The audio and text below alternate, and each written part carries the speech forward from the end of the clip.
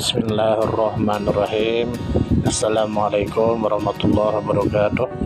Dengan nama Tuhan yang Maha Pengasih lagi Maha Penyayang, bertemu lagi dengan channel Senyum Tipis. Kami akan menemani waktu Anda beberapa menit ke depan. Terima kasih sudah mau mampir. Semoga Anda semua dan kita semua disehatkan badan, dilancarkan rezeki, dikabulkan segala hajat. Semoga kita masuk surga. Semoga kita terbebas dari hutang. Amin ya rabbal alamin. Imam An-Nasai Sunan An-Nasai. Imam An-Nasai mempunyai seorang guru yang bernama Haris bin Miskin rahimahumullah. Haris bin Miskin adalah seorang ahli hadits Mesir dan kadi di sana kala itu. Biasanya ahli hadits kalau meriwayatkan dari gurunya menggunakan lafadz akhbarona dia mengabarkan kepada kami atau hadatsana dia menyampaikan pada kam, tapi riwayat An-Nasai dari Haris bin Miskin dalam kitabnya Sunan As-Sugra memiliki lafadz berbeda.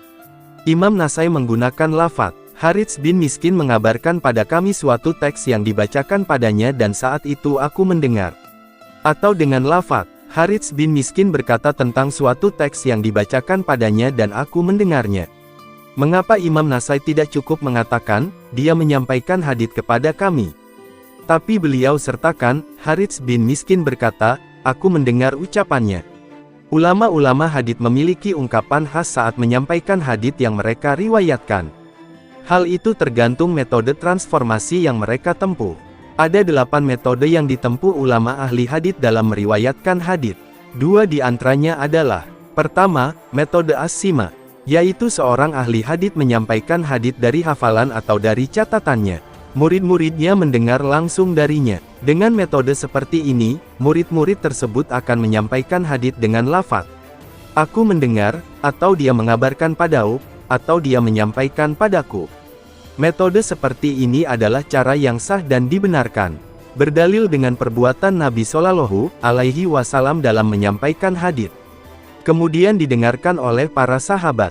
Kedua, metode al-ard, yaitu seorang murid membacakan hadits pada gurunya. Sang mendengar apa yang disampaikan. Saat murid-murid menyampaikan lagi hadits setelah mendapatkannya dengan metode seperti ini, mereka akan mengatakan, dia mengabarkan padaku, atau dia menyampaikan padaku, atau dia berkata dengan bacaan yang dibacakan padanya dan aku mendengarnya. Hal ini berdasarkan sebuah hadits yang panjang, dialog antara Rasulullah dengan Damam bin Salabah. Di antara isi dialog tersebut adalah, Damam bertanya kepada Nabi, demi Allah yang merupakan sembahanmu, sembahan orang sebelummu, dan sembahan siapa saja yang datang sesudahmu, apakah Allah memerintahkanmu agar menyuruh kami untuk menyembahnya semata tidak ada sesuatu pun sekutu baginya? Dan memerintah agar kami berlepas dari tandingan-tandingan yang dulu leluhur kami menyembahnya bersamaan dengan menyembah Allah. Nabi menjawab, demi Allah, iya. Damam bertanya lagi, demi Allah yang merupakan sembahanmu, sembahan orang sebelummu, dan sembahan siapa saja yang datang sesudahmu, apakah Allah memerintahkanmu agar mengerjakan salat 5 waktu? Nabi menjawab, demi Allah, iya. Kitab Musnad Imam Ahmad 2289.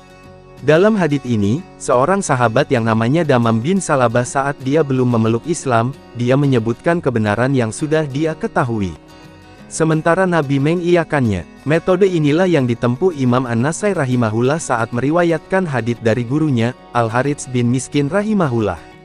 Sehingga saat ia menyampaikan hadits yang ia peroleh dari Al-Haris bin Miskin ia sampaikan dengan ungkapan, Al-Haris bin Miskin mengabarkan kepada kami suatu riwayat yang dibacakan padanya, saat itu aku mendengarnya. Al-Haris bin Miskin berbicara pada kami tentang riwayat yang dibacakan padanya, saat itu aku mendengarnya. Al-Haris bin Miskin memberitakan pada kami tentang riwayat yang dibacakan padanya, saat itu aku mendengarnya. Al-Haris bin Miskin berkata tentang riwayat yang dibacakan padanya, dan aku mendengarnya. Al-Haris bin Miskin mendengar riwayat yang disampaikan padanya dan aku mendengarnya. Dibacakan kepada Al-Haris bin Miskin dan aku mendengarnya. Selanjutnya masuk ke gaya bahasa Imam Nasai dengan ungkapan, aku mendengarnya, menunjukkan terjadi sesuatu antara ia dengan gurunya, Al-Haris bin Miskin. Beliau memang hadir di majelis hadits Al-Haris dan meriwayatkan hadits darinya. Tapi beliau bersembunyi karena diusir oleh Al-Haris bin Miskin. Beliau pun sembunyi di tempat yang tak terlihat dan tetap mendengar hadits darinya.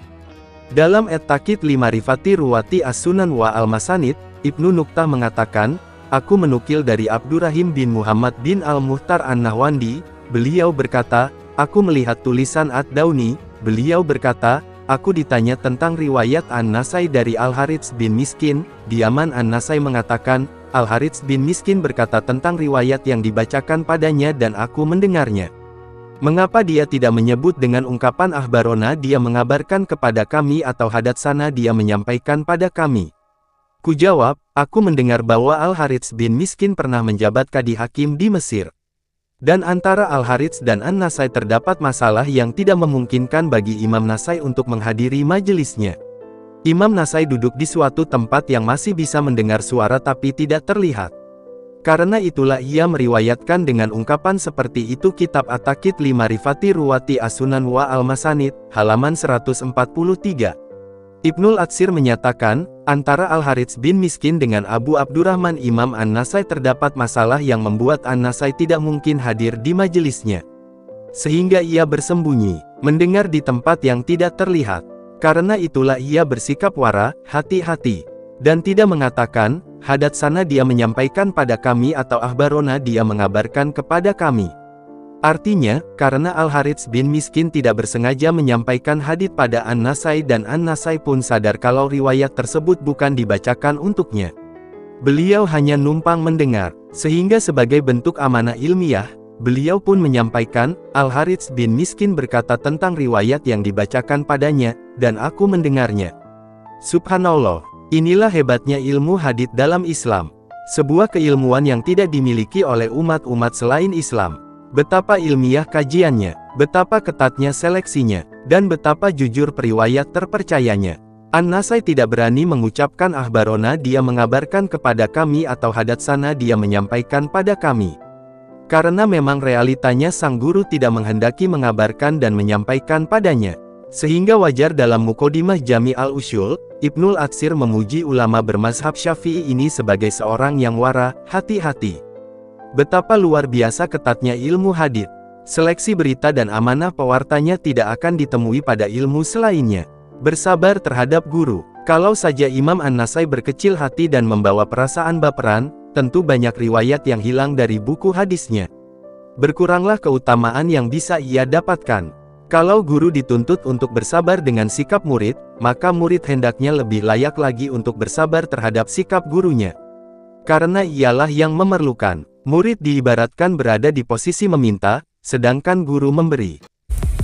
Terima kasih banyak. Mohon maaf jika ada salah. Semoga kita masuk surga. Semoga kita semua disehatkan badan, dilancarkan rezeki, dikabulkan segala hajat. Terima kasih banyak. Sampai bertemu di pertemuan selanjutnya. Salam damai.